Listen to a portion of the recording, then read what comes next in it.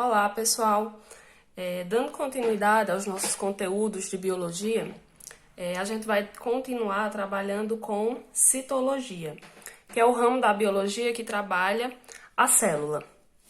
A gente vai relembrar um pouquinho que no semestre passado a gente viu que na natureza existem dois tipos celulares principais, que são as células procariotas, também chamadas procariontes ou procarióticas, e a gente tem as células eucariotas, também chamadas células eucariontes ou eucarióticas.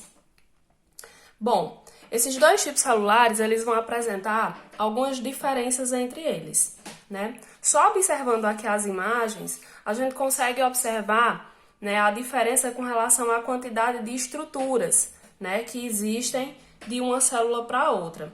Se a gente observar aqui, as células procariotas, elas têm uma quantidade de estruturas reduzidas em relação às células eucariotas. Além das estruturas, a gente vai ter uma diferença também com relação ao tamanho, né? As células procariotas, elas têm tamanho reduzidos em relação às células eucariotas.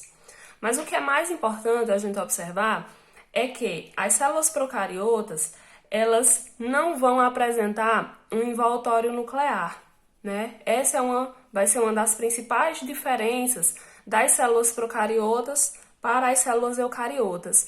As células procariotas, o DNA, ele fica dissolvido no núcleo. Ele não tem um local específico dentro da célula para ficar guardado, né? Vamos dizer assim. As células procariotas vão ser aquelas células que a gente pode encontrar em seres que são muito simples, né? Principalmente, né, na natureza, os seres que vão apresentar a estrutura de célula procariota vão ser as bactérias, né? A gente vai lembrar que os seres vivos, eles são divididos, né? Eles são organizados em 5 grupos principais. A gente tem o reino Monera, o reino Protista, o reino dos fungos, o reino das plantas e o reino dos animais. Desses 5 reinos, o reino Monera, que é aquele em que as bactérias estão incluídas, vai ser o único em que os seres vão ter estrutura de célula procariota. Todos os outros 4, dos protistas, fungos, plantas e animais, todos esses vão ter estrutura de célula eucariota. E, lembrando mais uma vez, o que vai diferenciar a célula procariota da eucariota é porque na célula procariota, né, essa é a principal diferença, o material genético, que é o DNA, ele fica solto no citoplasma da célula. Quando a gente passa para a célula eucariota, aí a gente começa a observar, primeiro, uma quantidade de estruturas muito maior, né? Então, a gente vai ter uma célula mais bem organizada, né, com organelas celulares. Né? Essas organelas, elas vão funcionar como pequenos órgãos, né, dentro da célula, e cada uma dessas organelas vai ter uma função específica dentro da célula.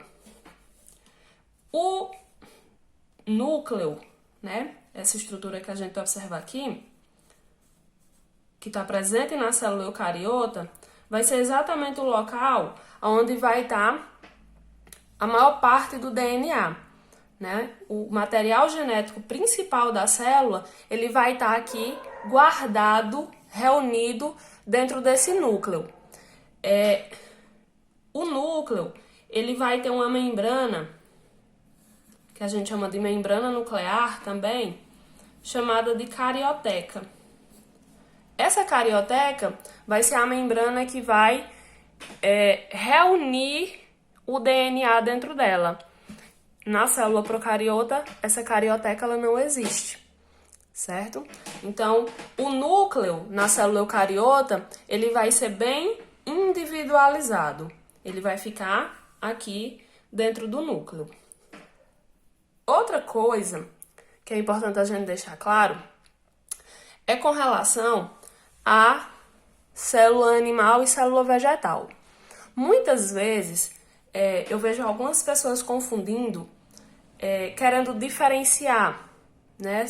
Na realidade, existe mesmo a diferença, né? Entre célula animal e célula vegetal. Porém, as duas são células eucariotas, certo? Elas vão ter as suas diferenças entre elas, claro, porque os seres que possuem estrutura de célula animal, eles têm uma adaptação para um modo de vida. Os seres que têm célula vegetal vão ter adaptação para outro modo de vida. Então, embora existam diferenças entre uma e outra, né, se a gente observar aqui, na célula vegetal eu tenho uma parede celular, eu tenho cloroplastos, são estruturas que eu não vou encontrar na célula animal. Mas, mesmo havendo essas diferenças entre elas duas, isso não vai fazer com que elas sejam de grupos diferentes. Pelo contrário, tanto a célula animal como a célula vegetal, elas são células eucariotas. A gente vai passar agora a trabalhar as organelas. Como eu já disse, as organelas celulares, elas vão funcionar como se fossem pequenos órgãos, né? Se a gente lembrar, lá no início das nossas aulas, a estrutura da célula, né, a estrutura básica de uma célula vai ser a membrana. Deixa eu fazer aqui com a caneta. A membrana. Aí eu tenho todo esse espaço aqui, interno, que eu vou chamar de citoplasma, e geralmente centralizado eu vou ter o núcleo, né, que é onde eu vou encontrar o material genético da célula. Só que a célula ela não vai ser só isso, né? Disperso aqui no citoplasma, né? Nas células, principalmente nas células eucariontes, eu vou ter as organelas, né? E elas vão ficar aqui dispostas no citoplasma dessa célula. A gente vai ter algumas variedades, né, em relação aos tipos de organelas. O primeiro tipo que a gente vai observar são os centríolos, né? Os centríolos, se a gente observar aí na imagem, os centríolos eles são, se a gente observar essa primeira imagenzinha aqui, essa verde, é como se a gente tivesse aqueles canudos, né? A gente vai ter os canudos organizados assim, em trincas, né? 3, 3, 3, formando esse círculo, desse jeito aqui. Os centríolos, eles podem estar associados a várias funções dentro da célula. Eles podem estar relacionados à divisão celular, né, que é um acontecimento super importante para a célula, quando a célula ela se divide e forma outras células, porque o centríolo ele vai ajudar na formação de uma estrutura chamada de fuso mitótico, né, e ele vai orientar esse fuso. Além disso, os centríolos eles estão relacionados à formação de cílios e de flagelos. Os cílios, às vezes a gente costuma confundir cílios e flagelos e achar que é a mesma coisa, na verdade não é. O cílio, quando ele aparece na célula, o cílio ele aparece em grande quantidade, né? Quando ele aparece na célula, ele aparece em grande quantidade. Eles têm tamanhos reduzidos, mas quando eles aparecem numa grande quantidade. O flagelo não. O flagelo, ele vai ser aquela estrutura grande, né? Essa vai ser a diferença, né? Principalmente com relação ao tamanho. Tamanho e também com relação à quantidade. O flagelo, geralmente aparece numa menor quantidade. Os cílios, eles geralmente arrodeiam a célula inteira. Porém, a função dos dois vai ser basicamente a mesma, que vai ser uma função de locomoção.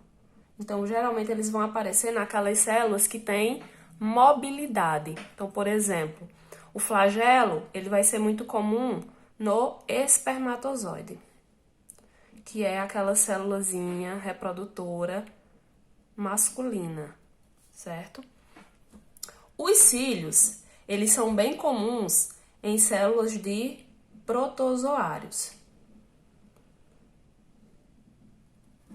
ok? Então, a diferença. Os cílios, eles são menores e vão aparecer numa maior quantidade. O flagelo, ele é maior do que o cílio, só que ele aparece em menor quantidade, em menor número. Aí, a gente tem o ribossomo. O desenho não tá muito bonito, mas esse desenhozinho aqui é só pra gente observar. O ribossomo, ele é formado por duas unidades. Uma subunidade maior e uma subunidade menor. O ribossomo, ele vai ter como função principal a síntese de proteínas.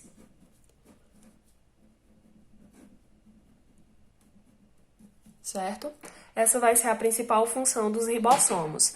E uma coisa que é muito interessante a gente observar é que os ribossomos vai ser o único tipo de organela que vai estar presente em todos os tipos celulares, desde células procariotas até células eucariotas. Isso é muito importante da gente saber. Por quê? As células procariotas, em geral, elas não apresentam organelas. O único tipo de organela que elas vão apresentar vai ser exatamente o ribossomo, né? Diferente das células eucariotas, que vão ter uma variedade maior de organelas, certo? Então, a gente precisa observar isso. Os ribossomos, eles geralmente apresentam aqui no meio como se fosse uma espécie de filamento, que é o RNA ribossômico, que também vai auxiliar, né, essa estrutura aqui no processo da síntese de proteínas, certo? Próxima aula a gente continua.